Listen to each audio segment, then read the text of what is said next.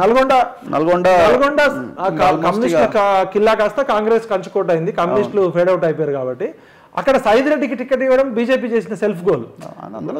BJP పెద్ద నిర్మాణం లేదు. అక్కడ కొంచెం నల్గొండ టౌన్ లో కొంచెం ముస్లిమ్స్ ఉన్నారు, హిందుత్వం ఉంది. ఇంకెవరికైనా క్యాండిడేట్ మంచి క్యాండిడేట్ ఇచ్చుకుంటే అక్కడ కొంచెం ఆర్ఎస్ఎస్ పనిచేస్తున్నాయి. అక్కడ లంబాడీలు చాలా ఉన్నారు. లంబాడీలు కనుక బీజేపీ వైపు వస్తే కొంచెం ఓటు బ్యాంక్ ఊహించవచ్చు. అంటే థర్డ్ ప్లేస్ గురించి సెకండ్ ప్లేస్కి వచ్చే అవకాశం ఉంది. ఓవరాల్ గా బాలగడ్డలో జానారెడ్డి కొడుకు రఘువీరెడ్డి బయటపడతాడు. కాకపోతే బీజేపీ అనుకున్న దానికంటే కొంచెం ఓట్ బ్యాంక్ పికప్ అయింది. అదేవిధంగా ఖమ్మం తీసుకుంటే ఖమ్మం ఒకప్పుడు కమ్యూనిస్టుల కిల్లా, అది కూడా కమ్యూనిస్టులు ఖతమైపోయారు. కాంగ్రెస్ పార్టీ ఇక్కడ విచిత్రంగా ఏంటంటే కాంగ్రెస్ పార్టీకి రావాల్సినంత మెజారిటీ వస్తుందా రాదా అనేది ఇప్పుడు కాంగ్రెస్ పార్టీ నాయకులు డౌట్ పడుతున్నారు. ఎందుకంటే బీజేపీ ఒక వివాద రైతుడికి తాండ్ర వినోద్ అనేటానికి 2 నెలల ముందే టికెట్ అనౌన్స్ చేయడంతో ప్రచారంలో ఆయన అందరికంటే ముందంజలో ఉండడము. బీజేపీ అసలు మైనస్, అక్కడ క్యాండిడేట్లు ఉన్నారు, క్యాడర్ ఉండరు. అట్లాంటి చోట్ల కూడా బీజేపీ కొంత ఓట్ బ్యాంక్ వచ్చే అవకాశం కనబడుతుంది. కమ్మ సామాజిక వర్గము నామా నాగేశ్వరరావుకి సపోర్ట్ దాదాపు 1,00,000 నుంచి 1,50,000 ఓట్లు ఉన్నాయి. పొంగులేటి శ్రీనివాసరెడ్డి స్వతహాగా ఆయన కాంగ్రెస్ వాది అయితే జగన్ అక్కడ ఆంధ్ర పాలిటిక్స్ కూడా ఇక్కడ ఇన్ఫ్లుయెన్స్ అవుతాయి. ఎందుకంటే జగన్ కి రైట్ హ్యాండ్, జగన్ బిరామీ, జగన్ క్లోజ్ అని చెప్తారు పొంగులేటి. కమ్మాస్ మరి పొంగులేటి శ్రీనివాసరెడ్డికి ఓటు వేస్తారా లేదా? జనరల్ గా ముస్లింస్ ఓట్లు ఎట్లయితే గుంపు గుత్త పడతాయో అట్లా కమ్మాస్ ఓట్స్ అట్లా పడతాయి. మరి 1,50,000 ఓట్లు పొంగులేటి ఎంత చీల్చుకుంటాడు, అదేవిధంగా నామనాగేశ్వరం ఎంత చీల్చుకుంటాడు అనేది ఇంపార్టెంట్. కానీ క్యాండిడేట్ గినక ఏదైనా పార్టీలో ఒక బీసీకి ఇచ్చుంటే ఖచ్చితంగా బీసీలు అంతా అటువైపు వేసేటోళ్ళు. ఒక పార్టీ ఏమో కమ్మాస్కి ఇచ్చింది, ఒక పార్టీ రెడ్డిస్కి ఇచ్చింది, ఒక పార్టీ వెలమకి ఇచ్చింది. ఖమ్మం జిల్లాలో 50% పైగా 60% దగ్గర ఉన్న బీసీలకి ఏ పార్టీ టికెట్ ఇవ్వలేదు. పార్టీ పోస్టులు మొత్తం వాళ్ళే, నామినేటెడ్ పోస్టులు వాళ్ళే, ఎమ్మెల్యే పోస్టులు వాళ్ళే, ఎమ్మెల్సీలు వాళ్ళే, రాజ్యసభ వాళ్ళదే, ఎంపీ వాళ్ళదే. దీంతో ఖమ్మం జిల్లా బీసీలకి నేను ఒక అప్పీల్ చేస్తున్నా. అంటే మీరు ఓట్లు వేసే బానిసలే తప్ప మీకు పాలసీ మేకింగ్ లో ఉండదా? అంటే 75 సంవత్సరాల నుంచి ఖమ్మంలో ఒక ఎంపీ, బీసీ ఎంపీ ఉండడా?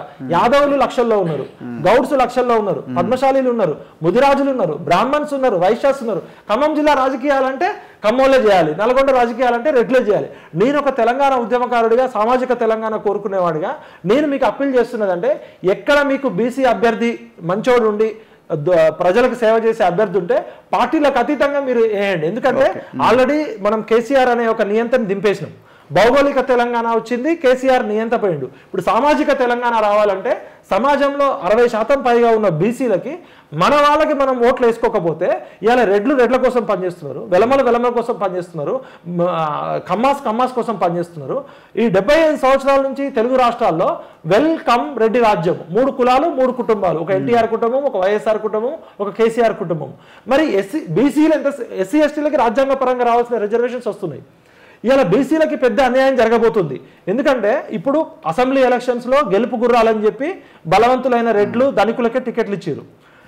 119లో మనకి 50 టికెట్లు రావాల్సింది, 50 టికెట్లు రాలేదు, 23 వచ్చినాయి. ఎంపీ ఎలక్షన్స్ లో మనకి 17లో 9 రావాలి, ఉన్న 12లో 6 రావాలి. అట్లాంటిది కాంగ్రెస్ పార్టీ 3 టికెట్లు ఇచ్చింది, అవి గెలిచే సీట్లు కాదు. బీజేపీ పార్టీ 5 టికెట్లు ఇచ్చింది, బీఆర్ఎస్ 6 టికెట్లు ఇచ్చింది.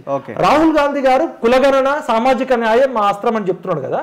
మరి రాహుల్ గాంధీ గారు ఎందుకు ఎంపీ టికెట్లలో బీసీలకి టికెట్లు ఇవ్వకపోయాడు?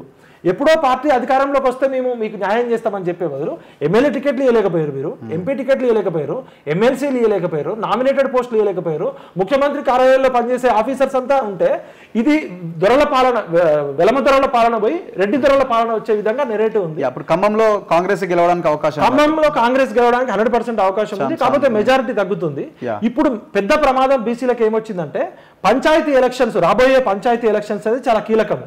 కులగణన చేసిన మేము రేవంత్ రెడ్డి గారికి రిక్వెస్ట్ చేస్తున్నాము, డిమాండ్ చేస్తున్నాము, హెచ్చరిస్తున్నాము.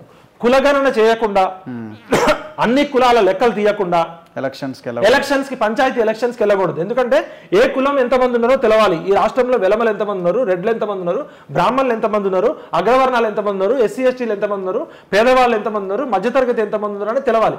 ఒకవైపు కర్ణాటకలో కాస్ట్ సెన్సస్ చేసి ఇంతవరకు ఆ డేటా బయట పెట్టట్లే. ఒకటి బీహార్లో చేసిన విధంగా మీరు చేయట్లే. రాహుల్ గాంధీ చెప్పేది అన్ని కులాల గణన చేయమని. అన్ని కులాల గణన చేయకుండా బీసీల జనాభా చెక్క పెడితే మాకు అగ్రవర్ణాలు ఎంతున్నారో కూడా తెలవాలి కదా.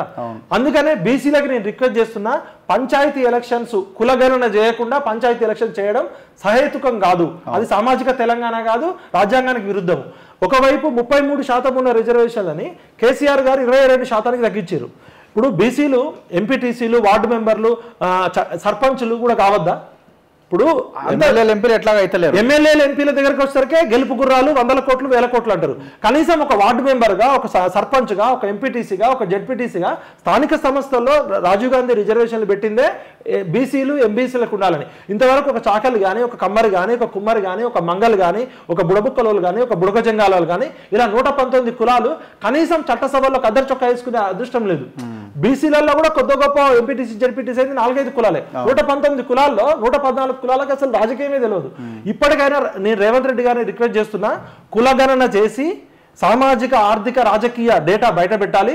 కేసీఆర్ చేసిన డేటా ఈ 5 నెలల్లో బయట పెట్టలేదు. మాకు మరో భయం అవుతుంది, ఈ కులగణన పేరు చెప్తూనే ఎమ్మెల్యే టికెట్లో ఎంపీ టికెట్లో అన్యాయం జరిగింది. పంచాయతీ ఎలక్షన్స్ మాత్రం ఒక 2 నెలలు లేట్ అయినా పర్లే కానీ బీసీలకి మా వాటాకు తగ్గట్టు మాకు రాకపోతే మరో ఉద్యమానికి దారితీస్తుంది.